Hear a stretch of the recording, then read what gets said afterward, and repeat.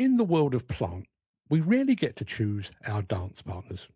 You turn up on site and you're presented with a machine assigned to you by a site supervisor or a plant manager who cares more about hourly rates than your personal preferences. You might be a Volvo person trapped in the cab of a Sani, or a Caterpillar fanboy forced to make do with a Hitachi. But while the badge on the bonnet is out of your hands, what happens inside the cab and how that machine looks at the end of a shift is a clear reflection on you. A construction machine is more than just a tool. It's a mobile office, a sanctuary, and it's occasionally a mirror. If you want to know the true character of an operator, don't look at their competence card. Look at the state of their floor mats and the grease points on their boom, because every machine tells a story. And to reveal what those stories say about the man or woman behind the levers, we've rounded up what we believe to be 5 distinct personalities found on any demolition site or construction site here in the UK. And which one are you? The first option is the showman. The showman doesn't just operate a machine, they curate an experience. When this operator is assigned kit, the first thing to do isn't checking the oil, it's measuring the floor for custom cut, color coordinated carpeting. Step into a showman's cab and you'll need to remove your boots in case you disappear into the shag piled carpet beneath your feet. There's a high probability of LED strip lighting tucked under the dash, casting a cool blue glow over the joysticks. Outside, the machine might sport enough extra beacons and chrome effect trimmings to be visible from the International Space Station. For the showman, the machine is an extension of their home. They buy gifts for it, new seat covers, high-end joystick knobs, or maybe a bespoke air freshener that smells of new leather rather than old diesel. Showmen don't just work, they perform.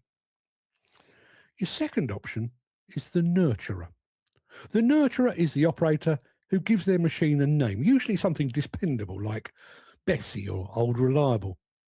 They possess a level of emotional attachment that borders on the romantic.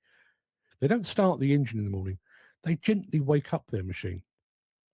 A nurturer will not move a single bucket of earth until the daily checks are performed with the precision of a pre-flight inspection on Concorde.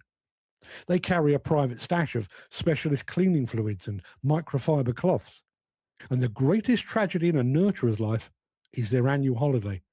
They spend their fortnight in Tenerife staring at the sea, gripped by the cold dread that Dave from the night shift is currently grinding the gears, ignoring the warning lights, and heaven forbid, eating a Greggs sausage roll over the controls.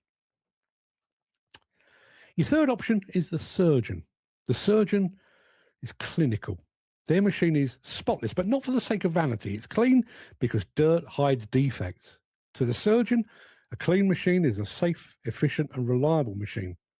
There's no fancy lights here, nor are there any discarded crisp packets. The cab is organised with military precision.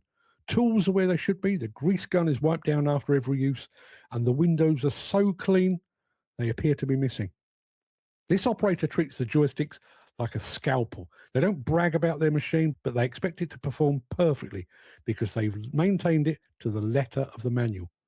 They're the one the site manager calls when a job requires millimetre perfect grading, because a disciplined mind produces a disciplined cab. Your fourth option is the Nomad. The Nomad is a bit of an enigma. They've been operating for 20 years, yet their cab looks like it was delivered 5 minutes ago. But there's nothing personal in here. No radio presets, no photos of the wife or kids, not even a spare high-vis jacket. They do their checks, they do their work, and then they leave. They treat the machine with respect, but they refuse to form a bond. To them, it's just a hunk of iron and hydraulics designed to move earth from point A to point B. They're the grey men of the plant world, reliable, quiet, but utterly detached. When they climb out at 5 p.m, it's as if they were never there at all.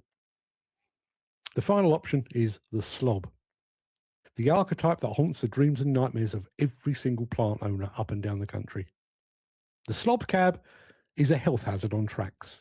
Entering a slob's machine is a feat of physical endurance and olfactory bravery.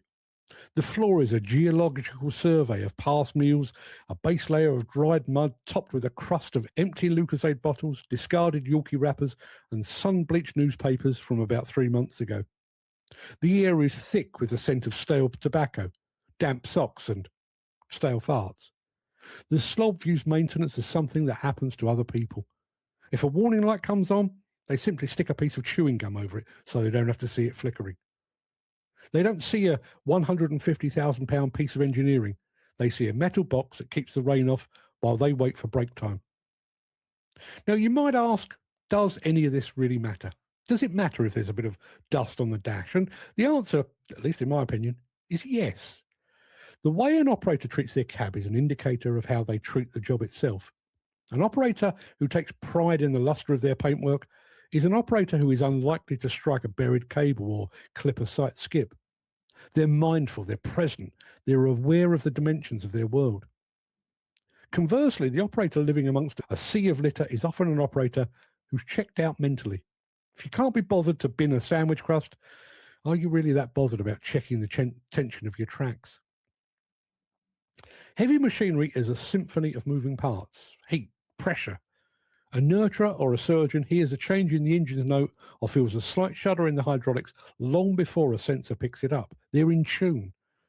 The slob, meanwhile, usually only notices a problem when the machine literally stops moving in a cloud of black smoke. And we've all worked with these characters. We've all had to take over a machine from a slob and spent the first hour of our shift with a bottle of bleach and a pair of rubber gloves. Or perhaps we've been the one mocked by the lads for spending Sunday afternoon polishing the counterweight. Pride in your machine is not just about being fussy. It's about the fact that for 10 hours a day, that cab is your world. It's where you earn your crust and where you keep yourself safe. You might not own the machine, but you certainly own the reputation that comes with how you keep it.